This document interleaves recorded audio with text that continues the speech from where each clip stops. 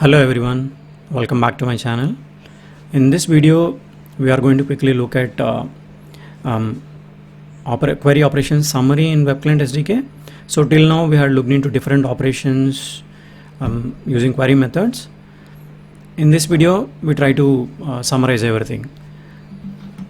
So you can notice here, like, we have a single ID or query, sync, entity iterator and entity scroller. You can watch my previous videos for all these examples. And when do we use single async? So if we are sure that our query matches only one record, then we can use it. Just be aware, like, if by any chance our query matches more than one record, this method will throw an exception.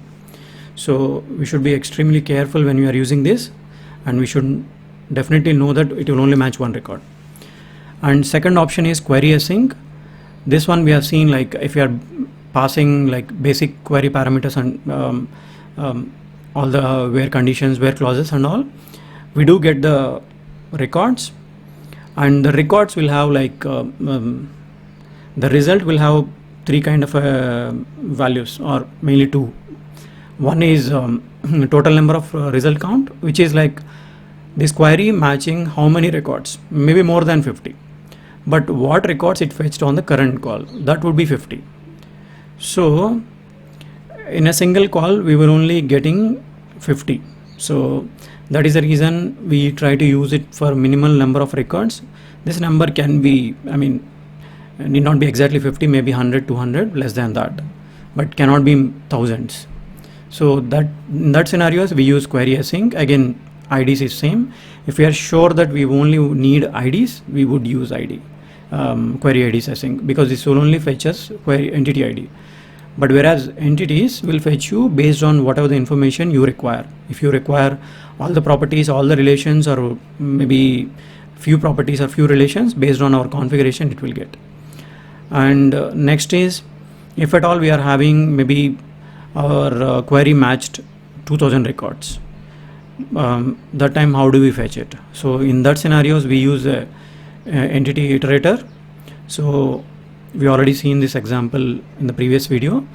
So in this one has this one will fetch, like, we do kind of a multiple calls immediately, so kind of a batch calls. We keep hitting the container server and we keep fetching it and accumulating the results.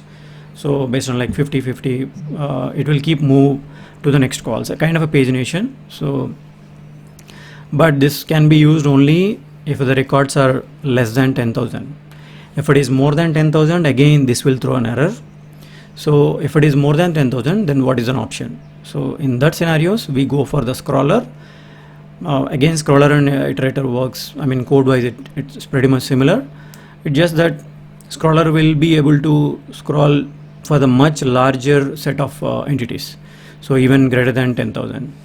So now you know, which scenarios, based on how many records you expect, you can use whichever the method. Let's quickly see. Next one is we talk in a detail in the first video, which is entity load configuration. Our query is matching and we don't want only IDs, we want entities. So but while fetching entities has a huge amount of information, properties, relations, system defined properties, culture, different cultures. But what do we require for our calls? That one we mention in the load configuration. So load configuration also has kind of a predefined predefined configurations, which is like a default. So default, if you don't specify anything, it will fall back to default. Default will get you which is the default culture is configured. In our case, like English US is a default culture, and it will load all the properties, but it will not load any relations. If you need relations, we have to specify it. And again, second is minimal. So this is a very least amount of information it can get. It will not get any culture related information, properties, relations. It will only get system defined properties, like you have date, fields, ID, identifier, these kind of information which are not culture specific.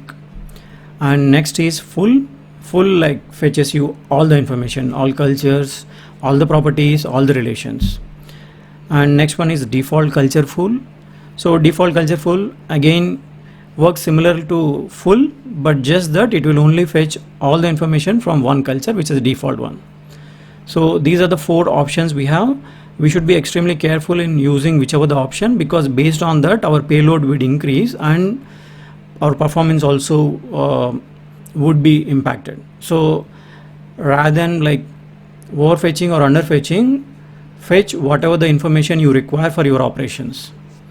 And for that, custom is very useful. Like if you are defining a custom, we can do all the culture load options, property load options, and relation load options, and we can mention what all the specific culture we require, what are the specific property names we can mention, like number of properties we require, and as well as number of relations we require. So I have mostly used most of my use cases fall into custom, but sometimes default is also enough. If you are not exclusively working with relations, you only need properties, then you can just use a default culture. So that's a kind of a wrap up to this query operations. In later videos we can see other part of a CRUD operations, create, read, create, update, delete, as well as we see some use cases using all these query methods and load configuration. We can implement some real-time use cases. Thank you for watching. See you in next video.